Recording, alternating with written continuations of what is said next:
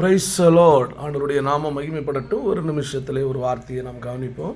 2 நாளாகமத்தின் புஸ்தகம் 13வது அதிகாரம் 18வது வசனத்தினுடைய பின்பதி.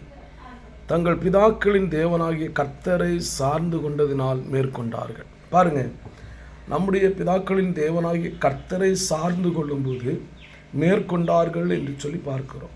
உங்களுடைய வாழ்க்கையில் பல இடங்களிலே நீங்கள் தோல்விகளை சந்தித்திருக்கிறார். இது மனுஷனை சார்ந்ததினாலே, பணத்தை சார்ந்ததினாலே.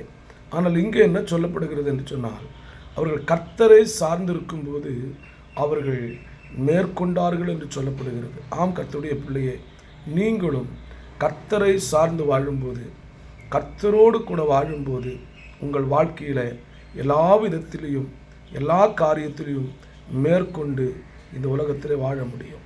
போராட்டங்களை மேற்கொள்ளலாம், வியாதிகளை மேற்கொள்ளலாம், பிசாசின் கிரியைகளை மேற்கொள்ளலாம், மனிதனுடைய சதி திட்டங்களை மேற்கொள்ளலாம். எல்லா விதத்திலையும் மேற்கொண்டு வாழ வேண்டும் என்றால் இயேசுவோடு வாழுங்கள். அவர் உங்களை ஆசீர்வதிப்பாராக.